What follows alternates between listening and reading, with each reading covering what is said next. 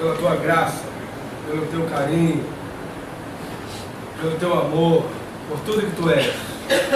Obrigado, Senhor Deus, porque tu nos deste o privilégio de estarmos aqui hoje juntos, reunidos em teu nome para ouvir a tua voz e sermos alimentados por ti.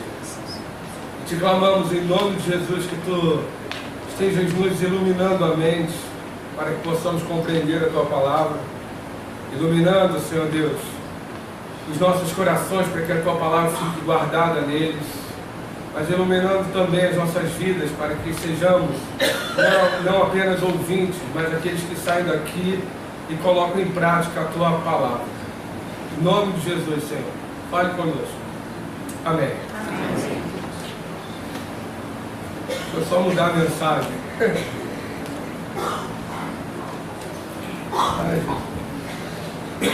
Sabe, irmãos, é uma alegria estar aqui. Já tem algum tempo que o reverendo Alex me convida para vir aqui, então eu arrumei um jeito de vir aqui,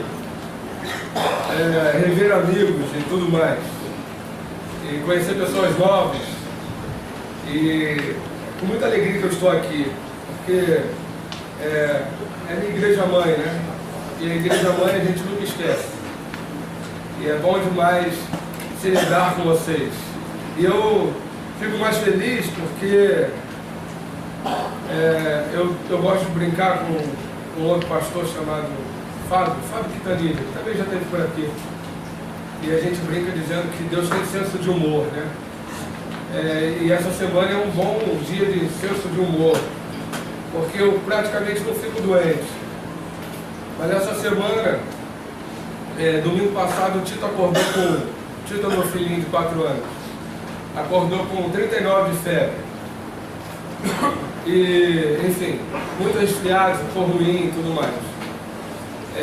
Terça-feira eu já acordei com dor na garganta, dor no corpo, dor de cabeça. Eu comecei a trabalhar às 7 horas da manhã e fui até às 9h30. 9h30 eu estava mais, só tinha metade de mim. Já estava com o olho vermelho, dor de cabeça, muito mal. Quarta-feira minha voz foi embora, quinta-feira eu fiquei afônico.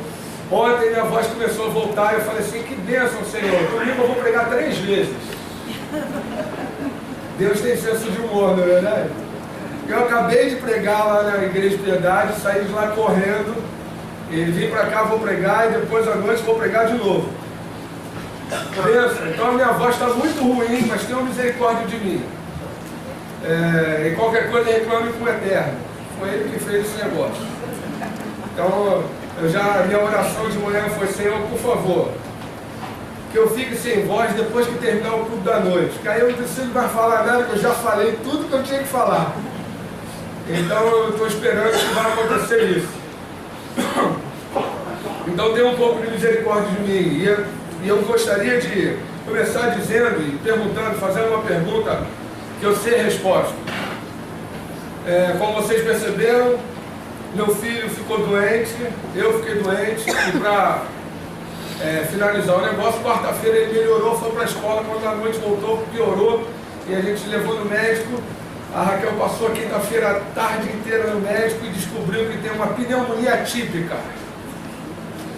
Aí Raquel, atípica, o que quer dizer atípica? Aí o médico, atípica.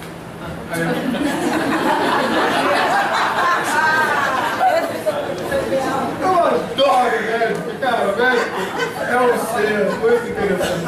Aí, enfim, mas o que é pior não é o fato de o Tito ter pneumonia atípica. O pior é a dor que a gente sofre e sente de ver um molequinho pequenininho derrubado, né? Enfim, eu não conseguindo levantar com uma febre, tudo dói, e é engraçado.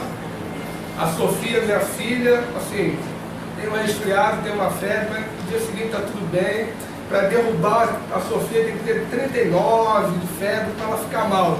O Tito, 37 meses, está... Eu acho que tem a ver com esse negócio ser menino. Ai, meu Deus do céu, moleque. 37, cara. Calma. doendo o quê, cara? Enfim. Mas a Raquel ficou desesperada, eu fiquei desesperado de ver o garoto assim, e eu estava doente também, me sentindo muito mal. E sofrimento é uma coisa que a gente não gosta, não é verdade? Vou fazer uma pergunta, claro. Quem gosta de sofrer aqui, levanta a mão. Se você levantar a mão, vou te dar um cartãozinho psicanalista, porque o negócio está sério. A gente não gosta de sofrer. A gente faz tudo para não sofrer, é ou não é? A gente corre desse negócio de sofrimento. O problema é que é possível não ter sofrimento na vida? Hein? Todo mundo sofre. Todo mundo tem algum sofrimento. Então a questão que se coloca na verdade não é se nós gostamos ou não gostamos de sofrer. A questão que se coloca é como nós vamos lidar com o sofrimento que é certo de acontecer. Como que a gente lida com o sofrimento? Como é que eu, você, cada um de nós pode lidar com o sofrimento? Isso é uma pergunta muito significativa e muito importante da gente responder e refletir. Porque se a gente pensar nela ou não quisermos pensar nela, uma coisa é verdade, você vai lidar de alguma forma com o sofrimento. Mesmo que seja de forma impulsiva, impensada, sem reflexão. Mas o que nesta manhã o Senhor colocou no meu coração para te dizer é uma coisa muito simples. Ele nos mostra como nós devemos lidar com o sofrimento. Ele nos mostra como devemos lidar com o sofrimento. Porque Deus nunca disse que nós não teríamos sofrimento. Pelo contrário, se a gente olhar para a Bíblia com mais acuidade, nós perceberemos uma grande e importante verdade. Ele fala exatamente o contrário. Nós teremos sofrimento. Né? Querem ver? Versículo bíblico. No mundo...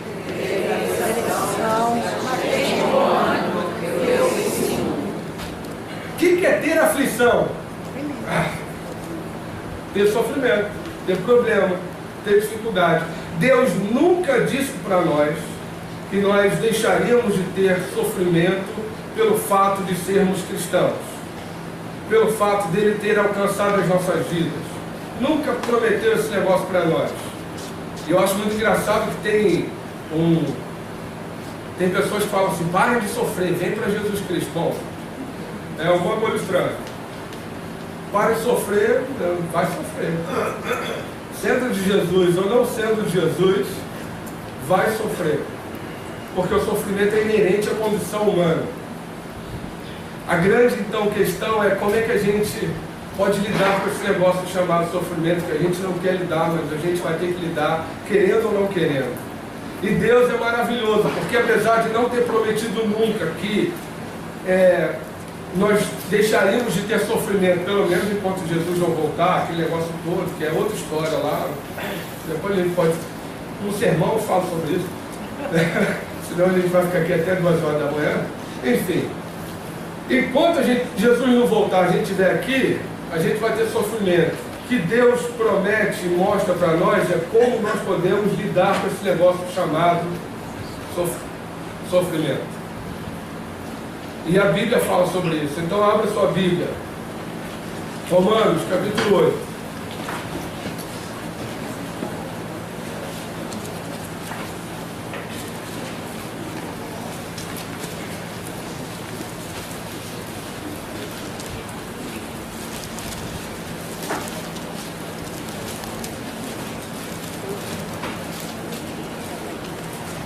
Romanos, capítulo 8, nós vamos ler apenas 2 versículos. Versículo 28 e versículo 29.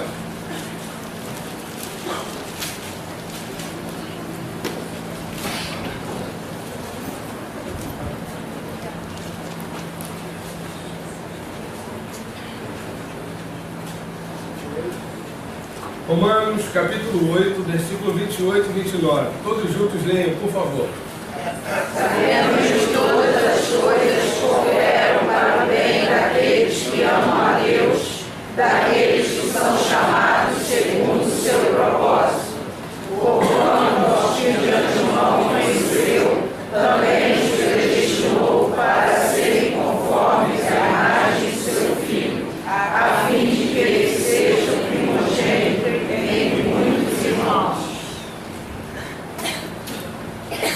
tem um pouco mais de experiência com a Bíblia e tudo mais, você deve ter pensado assim: agora o pastor deu uma bola fora, que vai falar como lidar com o sofrimento neste texto.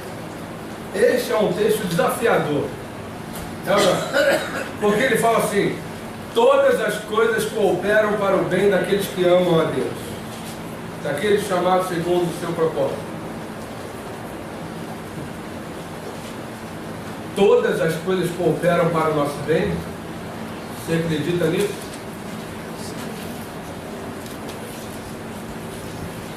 Então vamos pensar comigo aqui. Imagina os pais que acabaram de perder o seu filhinho de 3 aninhos de uma forma trágica, onde um assassino estuprou, cortou e matou essa criança.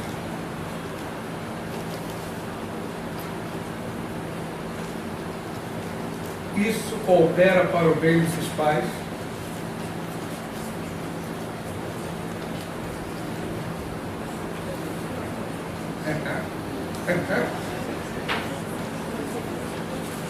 Vamos lá. Alguém que era saudável, tem uma vida magrinha, faz tudo que os médicos mandam, lá, bonitinho, atividade física, come certinho, tudo mais, tem um câncer no cérebro que não tem como operar, não tem mais o que fazer, vá para sua casa que você vai morrer em alguns meses. Coopera para o bem dele?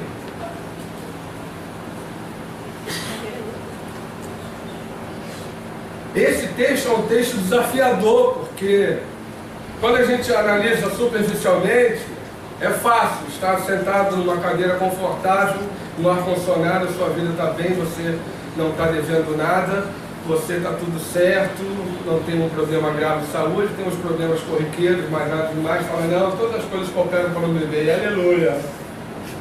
Assim, é extremamente fácil dizer que acredita nesse texto. Extremamente fácil.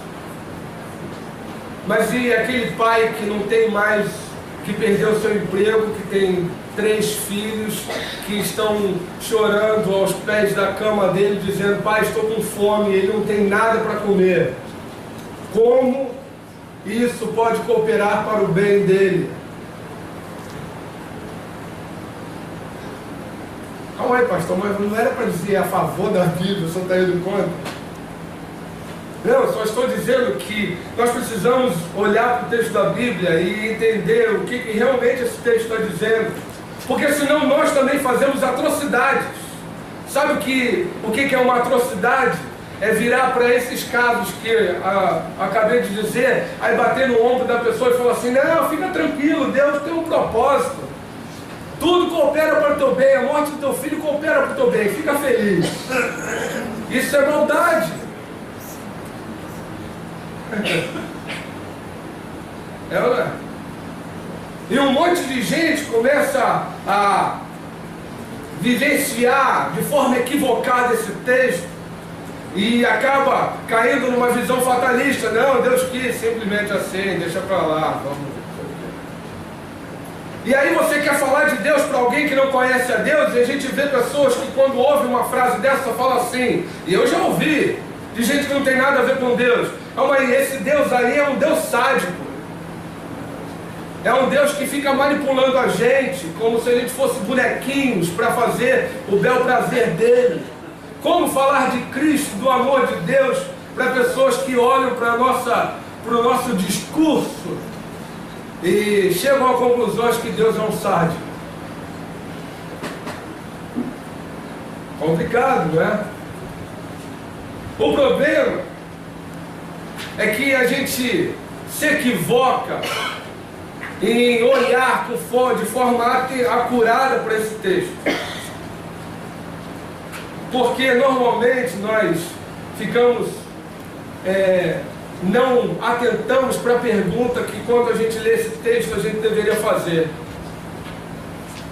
E a pergunta que a gente deveria fazer quando a gente lê esse texto é: qual é o nosso bem?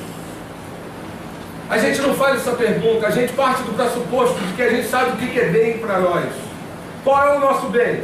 Que a gente tenha uma vida tranquila, que a gente não tenha problema, que a gente não tenha dificuldade, que a gente tenha uma vida, se tiver muito dinheiro, melhor ainda, né? Que ajuda a gente curtir algumas coisas, onde a gente tem prazer, tem comodidade, onde a gente tem tranquilidade.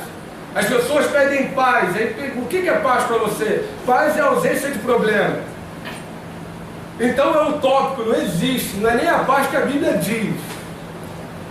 O problema é que a gente parte para interpretar esse texto a partir do nosso ponto de vista. O nosso ponto de vista é egocêntrico, egoísta, autocentrado, autorreferenciado. Ou seja, é um ponto de vista que diz assim: o bem para mim é quando as coisas dão certo para mim. O bem para mim é quando eu me sinto cômodo.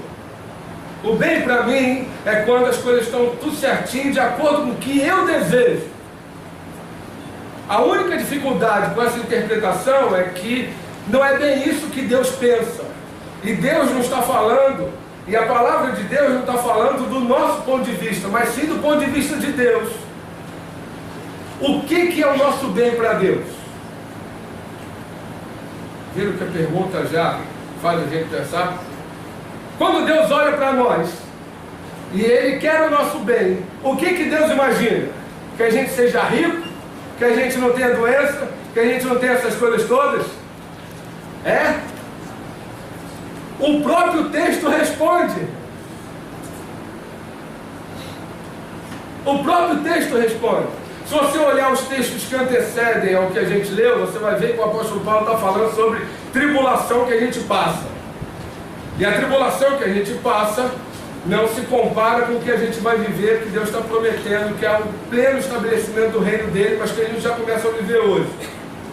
E mais, que aconteceu uma coisa na raça humana chamada pecado, que não atingiu só o ser humano, mas toda a criação, e a criação geme esperando o dia da remissão. É isso que o texto está dizendo. E de repente o texto para no versículo 28 e diz assim: olha só, todas as coisas, todas, e lá no grego, todas, quer dizer todas. O reverendo Alex me deu aula no seminário e me explicou isso lá. Estou brincando, mas ele me deu aula do Novo Testamento. Todas as coisas, quer dizer todas as coisas, cooperam para o nosso bem. Daqueles que amam a Deus, daqueles chamados segundo o seu propósito. Mas o texto não para por aí. Leia de novo agora com atenção o versículo 29. Voz alta, todos juntos. Também os predestinou para serem conformes às imagens do seu filho, a fim de que ele seja o primogênito entre muitos irmãos.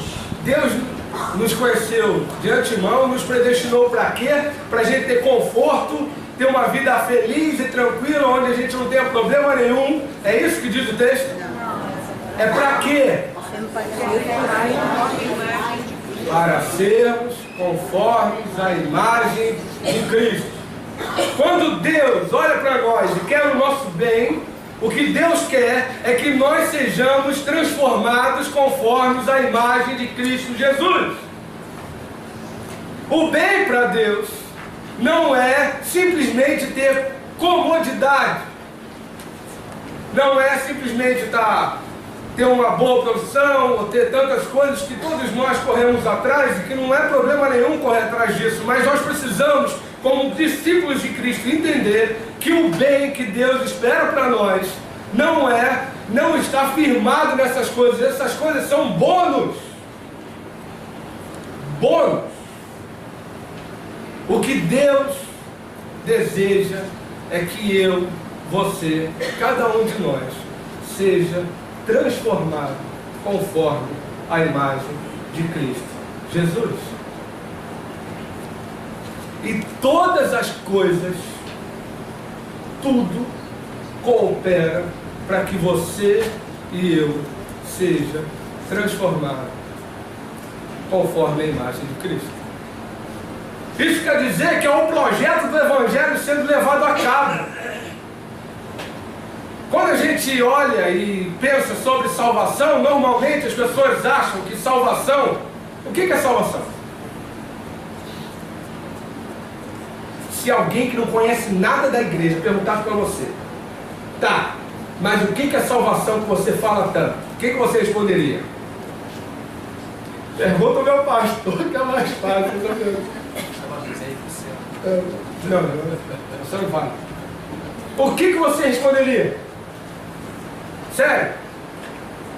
Vamos, gente, pode responder. Ficou todo mundo com medo, né? Ele deve estar fazendo uma pegadinha.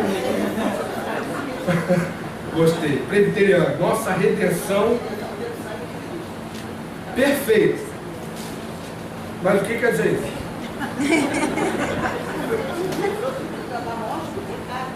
Uhum. Então a gente não vai morrer?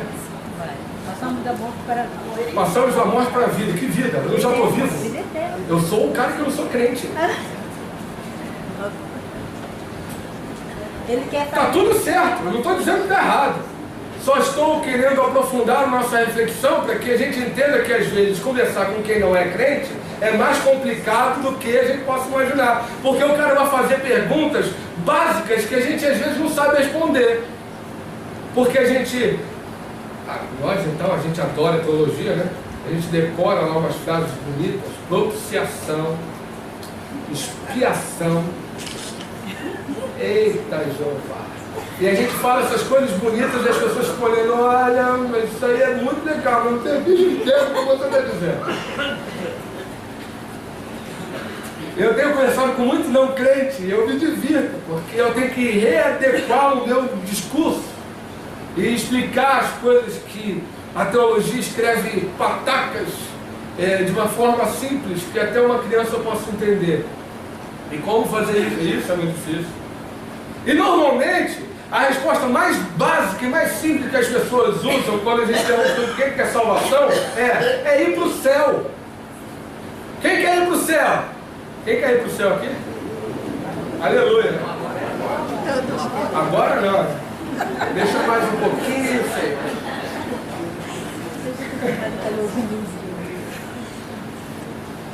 E se eu disser para você que o objetivo do Evangelho e do plano da redenção de Deus não é o objetivo final, não é nos levar para o céu, se escandalizaria? O céu é uma parte do processo, mas não é o objetivo final, porque o objetivo final é sermos conformes à imagem de Cristo Jesus. Por isso que o objetivo final vai se concretizar plenamente quando? Quando Jesus voltar e houver a ressurreição dos mortos. A salvação não tem a ver com o trenzinho da alegria, um bilhete que a gente dá. Ah, agora entrei no trem e vou chegar lá no céu. Não. A salvação tem a ver com Deus mudar quem nós somos.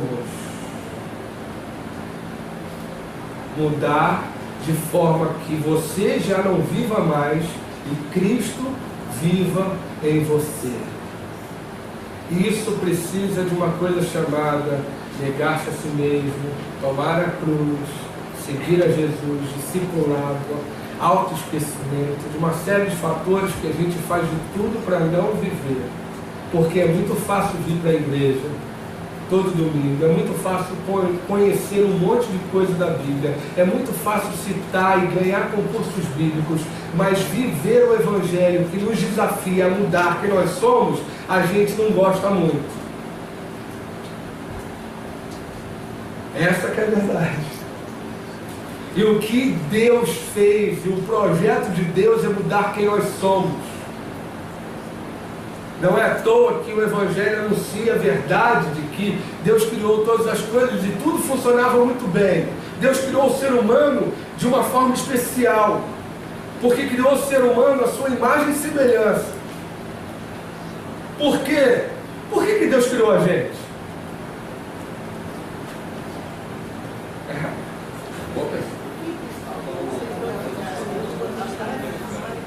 Perfeito. Ainda pode colocar Primeira resposta do catecismo. Aleluia!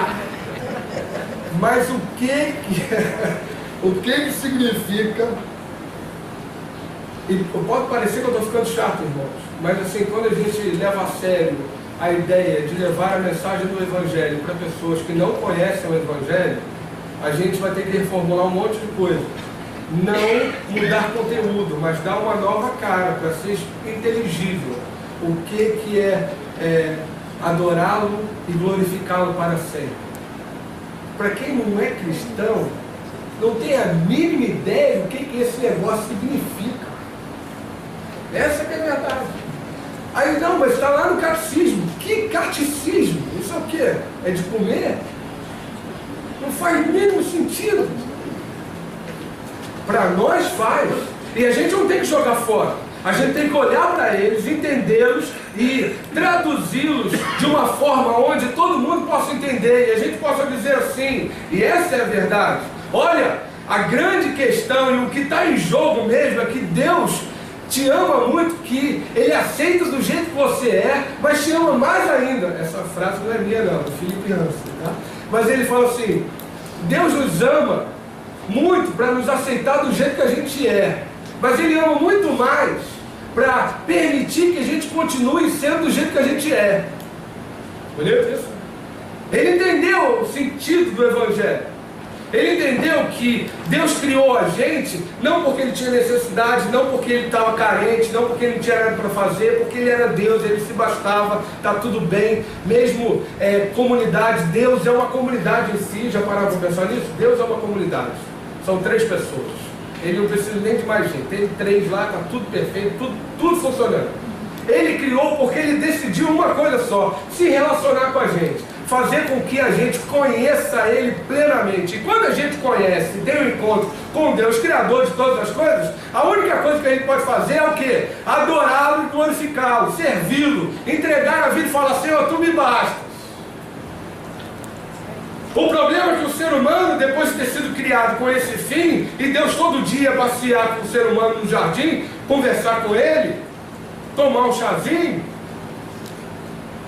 esse ser humano, enganado por si mesmo, desejoso de ser igual a Deus, desejoso de viver uma vida independente de Deus, achando que sabia o que era melhor para ele, quebrou o relacionamento com Deus, quebrou a aliança. Pecado não é simplesmente quebrar regras. Pecado é mais do que quebrar regras, é quebrar o relacionamento com Deus. É dizer assim para Deus, eu não quero saber de você, não me importa o que você acha, não quero saber nada, eu vou viver a minha vida, eu sei o que é melhor para mim, vou buscar a minha felicidade, aleluia, como a gente ouve isso hoje, eu não quero saber. E ao fazer isto, a palavra de Deus se cumpriu, porque ela se cumpre sempre. E Deus tinha dito assim, olha, vocês podem de tudo, vocês são meus representantes, só não podem uma coisa, comer o fruto da árvore do conhecimento do bem e do mal. Porque o dia que vocês comerem, vocês vão morrer. E eles comeram, e a morte entrou no mundo. O salário do pecado é a morte. E a morte entrou no mundo e invadiu o ser humano. A morte física, porque a gente não foi criado para morrer fisicamente, mas o pecado promove isso. E a morte espiritual, que é o afastamento de Deus. E o pior disso tudo, não tem o que a gente possa fazer ou deixar de fazer para mudar essa nossa condição. Não tem jeito. Estamos perdidos. A gente já nasce fadado ao inferno e à condenação. Aleluia! É verdade. É o que diz o Evangelho. O Evangelho, e normalmente as pessoas acham que o Evangelho é só boa notícia. Não. O Evangelho é, em primeiro lugar, a má notícia de que nós já nascemos condenados, afastados de Deus, inimigos, rebeldes, filhos da ira. O Evangelho anuncia má notícia. Vocês estão perdidos. A beleza do Evangelho é que ele não anuncia só isso. Ele anuncia também que, apesar disso tudo, Deus não desistiu da gente. E Ele mesmo veio ao nosso encontro, esvaziou-se da sua glória, assumiu forma humana, se humilhou, viveu uma vida perfeita. Ele não pecou, enquanto a gente peca a todo momento, Ele não pecou, mas Ele entregou a sua própria vida para morrer na cruz em nosso lugar. E morreu. O que prendeu Jesus naquela cruz não foram os pregos, não foi o cansaço físico e emocional. O que prendeu Jesus naquela cruz foi o amor dele por cada um de nós. Porque ele poderia a qualquer momento dizer assim: chega, não quero mais brincar disso, dá a bola que eu vou para casa. Ele podia, mas ele não fez. E ele não fez porque ele te ama profundamente, de tal maneira que ele entregou a própria vida no teu lugar. Isso, irmãos, é o Evangelho. E ele morreu, mas ao terceiro dia ele ressuscitou e vivo está, sentado à destra de Deus Pai, Todo-Poderoso, de onde há de vir julgar os vivos e os mortos. Esse Jesus promoveu o que era impossível para nós, a nossa reconciliação com o Pai. O buraco que existe em nosso ser, na nossa existência, só Deus pode preencher, e Jesus é o caminho para isso. Ele é o Evangelho que diz: eu morri, você é mais pecador do que gosta de assumir que é. E o Evangelho diz: você é pecador, mas você também é muito mais amado do que jamais você poderia imaginar ser. Amado a ponto de um justo morrer por você que merecia o inferno. Amado a ponto de esse Deus sair do seu trono de glória, esvaziar-se da sua glória e se humilhar e se tornar ser humano. Amado a ponto de entregar a própria vida do Pai, entregar o unigênito do Filho para morrer no lugar de gente que não valia nada, que deveria morrer também. Irmãos, quem é pai aqui e mãe? Você entregaria o seu filho para morrer no lugar de um bandido, assassino, estuprador?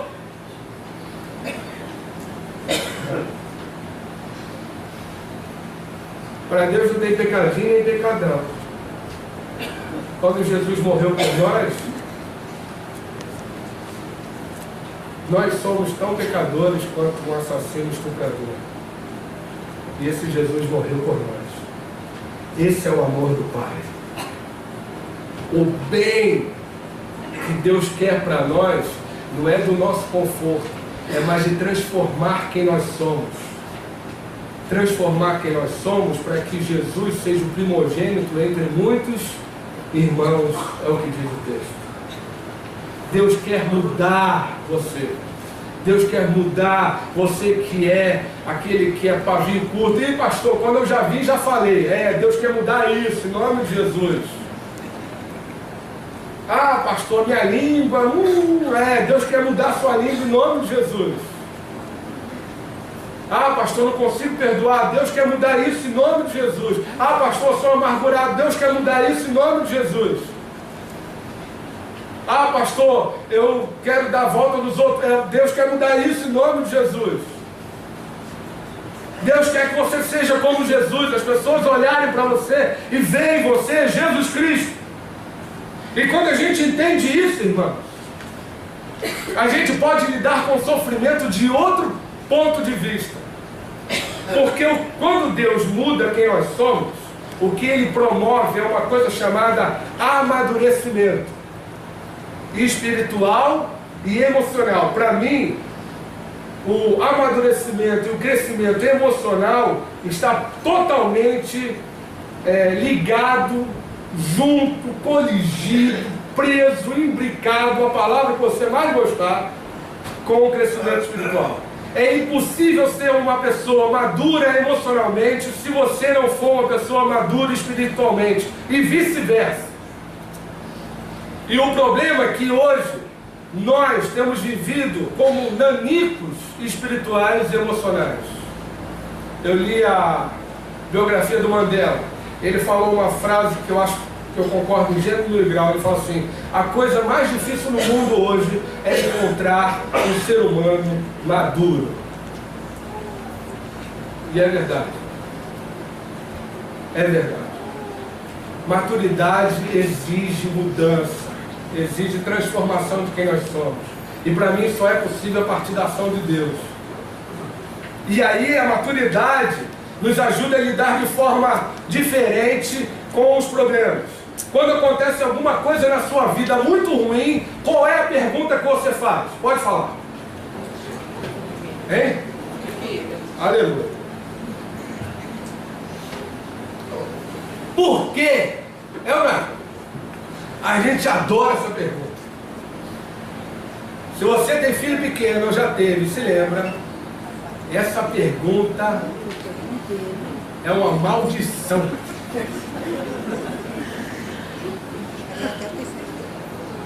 Jesus. Eu comecei a descobrir depois da paternidade que algumas palavras são muito chatas.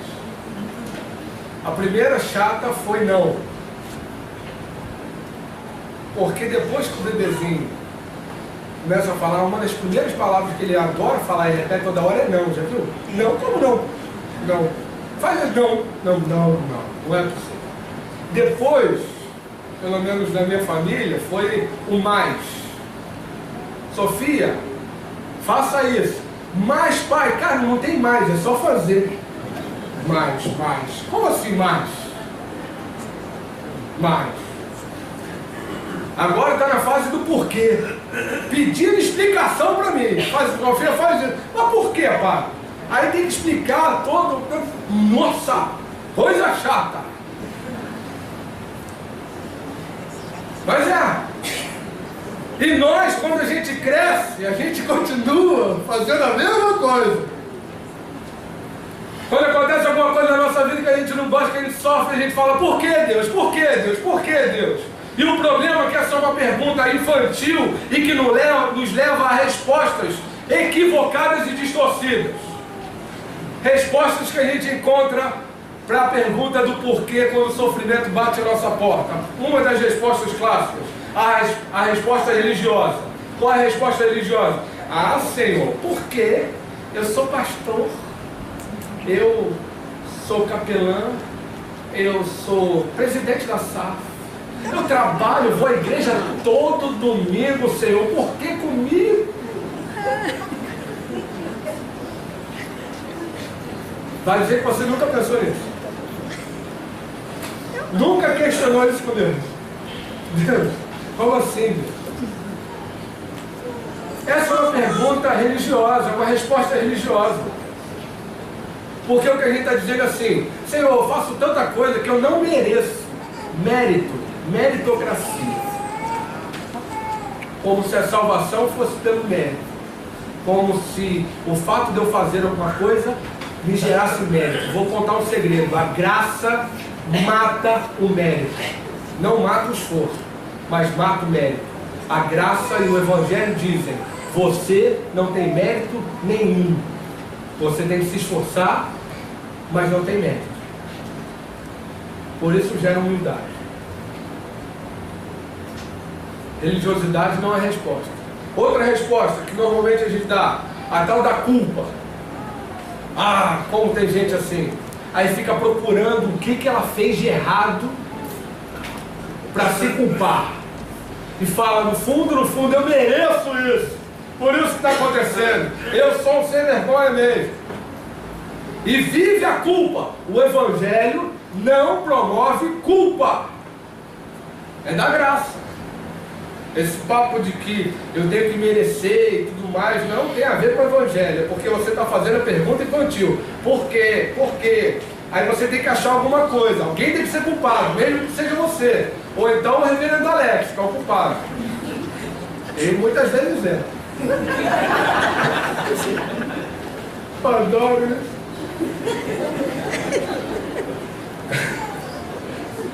A outra pergunta que nós presbiterianos infelizmente distorcemos, a fatalista. Não, a soberania de Deus. Predestinação. O problema é que Calvino e todos os teólogos da Reforma nunca foram fatalistas. Nunca. E a gente não tem que trabalhar com a ideia de fatalismo, porque a ideia de fatalismo trabalha com a ideia de conformação. Tem que me conformar a isso. Ah, coitado. E não é isso. Jesus sofreu, mas não foi por fatalidade. Ele sofreu porque tinha uma missão em jogo. E essa missão era fundamental que ele cumprisse. E o sofrimento faz parte da missão. Outra resposta que a gente encontra para o porquê é incompreensível. Eu adoro Jó. Jó passou por aquilo tudo e a Bíblia fala que o cara era justo. Deus fala que ele era justo e depois ele passa por aquilo tudo. E como um bom ser humano, em algum momento do livro ele pergunta por quê. A resposta de Deus é clássica. Mas por que tudo isso, Senhor? Aí Deus falou assim, tá bom, me responde uma outra pergunta antes. Aonde você estava quando eu criei todas as coisas? Foi isso aí que aconteceu com Jó. Como nós podemos compreender os propósitos daquele que está muito acima da nossa compreensão? Se Deus coubesse na nossa cabeça, irmãos e irmãs, Deus não seria Deus. Entendam isso? Existem coisas que a gente não vai compreender, só vamos compreender quando Jesus voltar. Existem coisas que estão muito acima, porque Deus vê o todo, não vê uma parte só. E isso a gente tem vários exemplos na Bíblia. Deus chama Moisés e fala assim, Moisés, vai lá e fala para o faraó que ele liberte meu povo para me adorar. Aí Moisés, depois de muita relutância, vai lá. Aí fala com o faraó. Aí o faraó vira e fala assim, então tá bom. Vamos aumentar o trabalho desse povo preguiçoso que quer ficar negócio de adoração. Só para eles verem um pouquinho mais. Aí Moisés sai. Aí o trabalho aumenta. Os caras que já sofriam, estavam sofrendo mais. Vão falar com o faraó. Aí o faraó, a culpa é de Moisés que veio aqui pedir para vocês adorarem. Aí os líderes do povo foram lá com Moisés. Moisés, como assim? Ficou doido? Você falou aí que ia libertar a gente, trouxe mais problema. O que Moisés fez? Foi reclamar com o Todo-Poderoso. Se você ver a oração de Deus, fala, Senhor, você me mandou para ir lá. E a coisa ao invés de melhorar, piorou. Aí a resposta de Deus para Moisés é bem simples. Moisés, deixa eu te explicar uma coisa. Vai acontecer, o meu poder vai se manifestar, mas olha só, o povo vai compreender que eu sou o Deus deles e eles são o meu povo. Eu preciso que eles entendam isso, eles vão ver. O faraó vai ver isso, os egípcios vão ver isso, todas as nações da terra vão entender que eu sou Deus. O meu plano não é sozinho com esse povinho, não, é com todo o universo.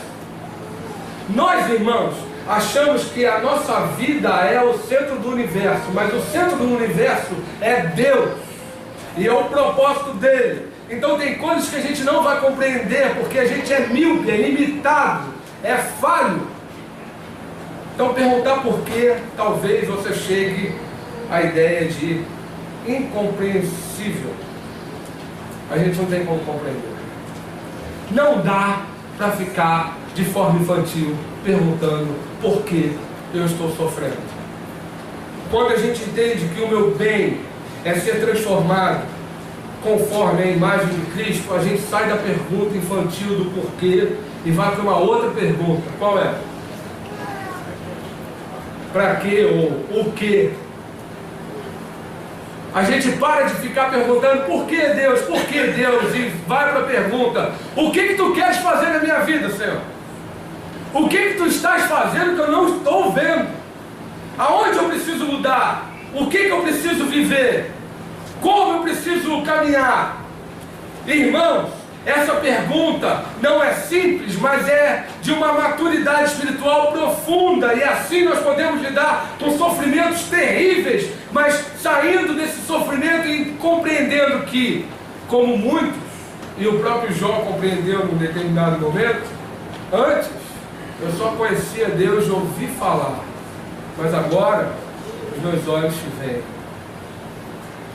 Quando a gente começa a perguntar o que Deus quer fazer nas nossas vidas, a gente começa a investir não numa birra infantil como normalmente a gente faz perguntando por quê, mas a gente começa a investir num relacionamento sério e profundo, onde esse Deus vai amenizando o sofrimento, onde esse Deus vai sustentando a gente, onde esse Deus vai enxugando as nossas lágrimas, onde esse Deus vai dando forças onde não tem forças. onde esse Deus é a alegria, onde não tem alegria, onde esse Deus é a paz que guarda o nosso coração, quando parece que tudo está caindo. É possível estar muito bem de vida ou muito mal de vida, mas ainda assim ser sustentado, feliz, alegre, pela graça do Senhor. É possível viver como o apóstolo Paulo, que clamou: Senhor, me cura, me cura, me cura. E Deus falou o que para ele? A minha graça te basta. E irmãos, falem sério aqui para mim. Se você tem Deus, o que mais você precisa? Hein? Essa é a verdade. Ah, quer dizer então que família não é importante? É, só não é mais importante que Deus. Ah, o trabalho é importante? É, só não é mais importante do que Deus, porque todas essas coisas só ganham sentido em Deus e a partir de Deus. Eu posso ter dificuldade no meu trabalho, eu posso passar um sofrimento na minha família, eu posso viver todas essas questões, mas eu posso continuar firme e sustentado por Deus, porque Ele está me mudando. E depois eu vou olhar para trás e vou falar assim: eu era desse jeito, e agora eu não sou mais, sou outra pessoa. E nós precisamos disso, porque a gente reclama que o país não muda, mas o país não vai mudar sozinho. O país só tem como mudar quando uma igreja madura, emocional, espiritualmente, se levantar para manifestar o reinado de Jesus Cristo. Enquanto isso, só resta corrupção e violência. A igreja cresce, mas o país não muda, porque a gente tem um monte de inimigos espirituais e emocionais em nossas igrejas. Um monte de gente que está preocupada com o seu bem-estar. Um monte de gente que quer usar Deus como servo, como o Aladim tinha um gênio da mágica, da lâmpada. E infelizmente estão longe e afastados do Eterno. E o Senhor nesta manhã está dizendo para você, bem simples e bem direto: eu quero mudar a sua vida, e eu uso todas as coisas para mudar a sua vida, mudar quem você é. Deus não quer simplesmente mudar as circunstâncias que a gente vive, Ele quer mudar quem nós somos. Deus não quer simplesmente dar coisas para nós, Ele quer mudar a pessoa que nós somos. E a gente possa dizer assim: a tua graça me basta, Senhor. Eu aprendi a viver bem na fartura, na miséria. Eu estou vivendo bem porque a tua graça é que me sustenta, em qualquer que seja a situação. Isto só é possível amadurecendo e crescendo espiritualmente. Por isso eu queria terminar deixando um desafio para você esta semana. Quem topa o desafio diz amém. Amém. É que foi bom. Lá na igreja a gente ficou cobrando.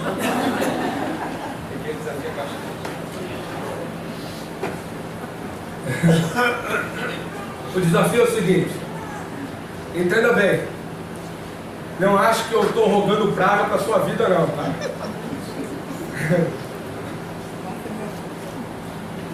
Nem que eu estou adivinhando o futuro, é só uma questão de fato. Nesta semana é bem possível que você tenha algum tipo de sofrimento. Não sei se vai ser grande, pequeno.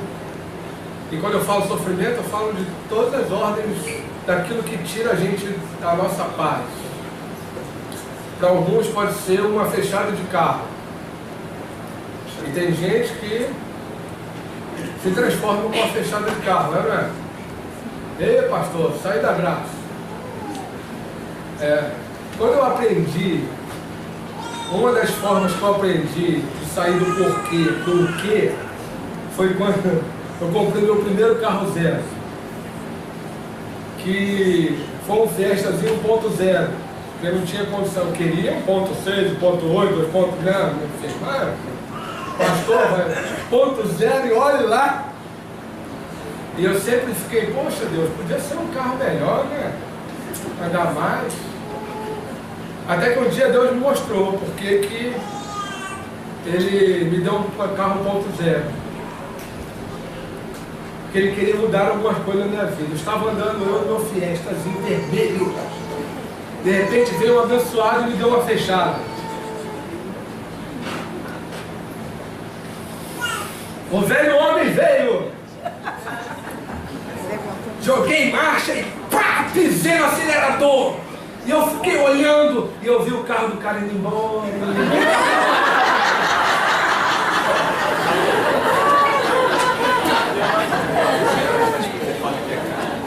Eu falei, obrigado, Jesus, eu pequei. Não pequei. Aí Deus agora me deu um carro 1.6. Ele me dá fechado, vai. Abençoado, Deus te abençoe. Cuidado. Por aí, vai. Estou ficando tão zen que Deus vai me dar um 2.0, em nome de Jesus. Enfim, eu não sei que tipo de sofrimento que você vai ter essa semana, mas certamente você terá. E o desafio é você colocar em prática o que você ouviu aqui esta manhã. De sair da pergunta infantil do porquê e ir para a pergunta madura de crescimento, de mudança, de o que tu estás fazendo em minha vida.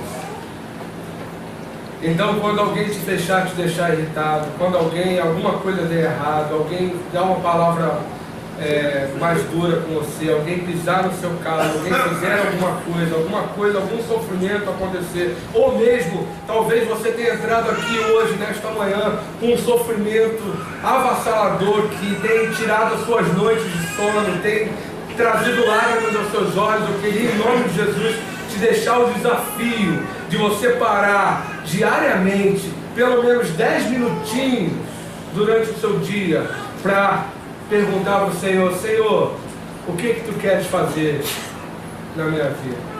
Onde tu queres que eu mude? O que tu queres que eu abandone? Como tu queres que eu viva como Cristo iria viver?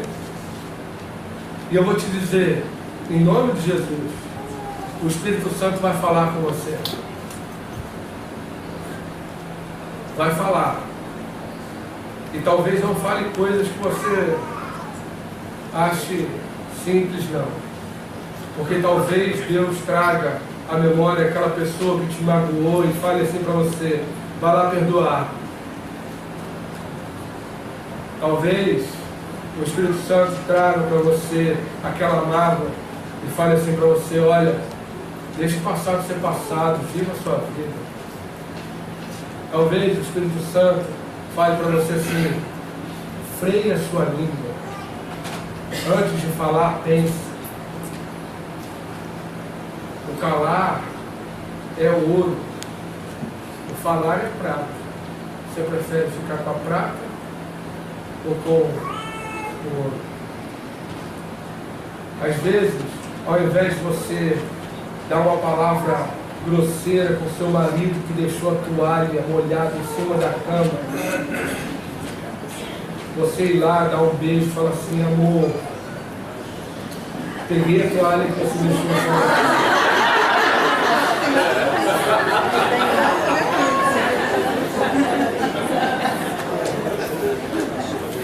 Eu não deixo toalha em cima da cama, nem adianta olhar para mim.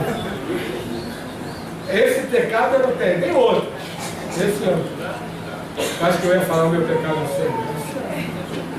Sabe, irmão, é sentar e ouvir o Espírito Santo mostrar para nós o que nós precisamos mudar. Nós queremos e normalmente nós paramos para orar pedindo para que Deus mude as coisas. Mas o que Deus quer mudar antes de mudar as coisas é mudar quem nós somos. Então pergunte para Ele. Sabe o que vai acontecer?